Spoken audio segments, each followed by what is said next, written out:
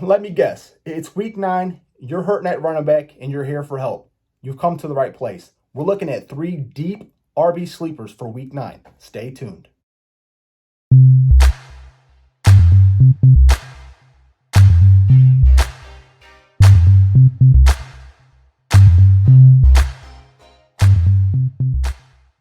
Dynamo Nation, what's going on? This is James. We're going to go over 3 deep RB sleepers for week 9.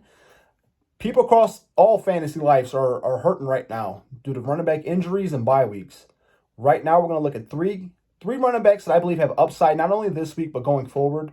All 3 are outside the top 24 in terms of percentages started on my fantasy league. All 3, due to various different reasons, might even still be on your waiver wire. If so, grab them now. They definitely have some upside. Our first one's going to be Ty Johnson from New York Jets. He plays tonight, Thursday Night Football. So if you're seeing this before Thursday Night Kickoff, you might want to grab him, fire him in that lineup. Since White has taken over, Johnson has caught 11 passes, 130 yards and a touchdown. Even before he became the starter due to injury, and injury obviously to Zach Wilson, Johnson had a good week before their bye week. He scored over 10 PPR points. So fire him up, put him in there. He's been getting involved in that pass game. Tonight's script against the Colts. The Colts have been pretty steady on offense all season. So I would expect them to get out to a pretty comfortable lead. And if that were to happen, Johnson's really going to be a nice play this week just due to the pass game. He's going to be involved there. He looks like he has that row down. 4 or 5 receptions tonight, 50, 60 yards, not out of the question. And if the Colts do jump out to a quick lead, I mean, those numbers could go up pretty quick. So Johnson's definitely a guy that I'm looking at.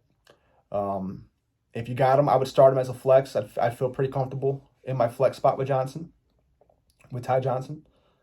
Our second running back is another Johnson. It's going to be Ernest Johnson from the Browns. I think the Browns this week are going to have to really get back to their identity, which is a run-first team. All the drama that's been going on with Baker and with Odell, I think this team has to win this week. If the Browns want to make the playoffs, they know they have to win this week. And what do they do best? It's run the ball. That team has not looked the same since Kareem Hunt went down, since they lost that 2-headed running back attack. Johnson only got 4 carries last week in Pittsburgh, which is well under what Kareem Hunt was getting as the second RB, which was 12, 13 carries a game, 2 or 3 receptions a game. And Kareem was a legitimate back-end RB1, front-end RB2. So Johnson, I believe, he's going to fill that void, that role this week and the weeks moving forward. You're going to see that 2-headed running back attack from the Browns. And they're going to be running the ball a lot. I would expect Johnson to either be back on the waiver wire due to not having a great week last week, or could possibly be had pretty cheap right now. If that's the case, go get him. Like, if you can go get him right now on the cheap and fire him up, this is my bet of the week, is Ernest Johnson's going to have way more involvement than what he did last week. He got 4 carries last week for 22 yards. He's going to get more than that going into Cincinnati. The Browns have to win this week. So Ernest Johnson, great pickup. He's probably on the waiver. If not, you can get him for cheap. Our third sleeper of the week is going to be A.J. Dillon. Aaron Rodgers just went down with COVID. We know that the Packers are going to have to run the ball more this week. And A.J. Dillon's been eating into Aaron Jones' snap share already. Week 1, this was a 70-30 split. Going after week 8, it's now down to 60-40. A.J. Dillon's gotten double-digit touches 4 out of the last 5 weeks. If you're in a redraft league and Dillon's sitting on the waiver wire and you need help this week at running back, go grab him, because he's probably picked up already in Dynasty 99% of the time. But even if you have him in a Dynasty league and you need RB help this week, go fire him up, put him in. The Packers are going to have to run the ball more this week. Based on that, even if that 60-40 split stays the same, based on them having to run the ball more this week with Rodgers being down, he's going to see more touches. And if he's getting 12, 13, 14 carries this week, 50, 60 yards, and maybe gets it in for a touchdown, you're looking at an 11 to 12 point week out of your flex spot from somebody who you got sitting on the bench or sitting on the waiver wire. I mean, that's a great pickup. And like I said, all 3 of these players are outside the top 30 or top 24 in terms of starts.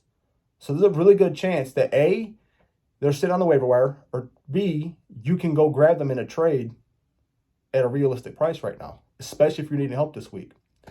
So I hope you guys have a chance to pick any of these 3 up. I feel comfortable putting any one of them in my lineups this week, especially in that flex spot. We have to get through these buys, guys. Like, that's all I can say. These buys and these injuries.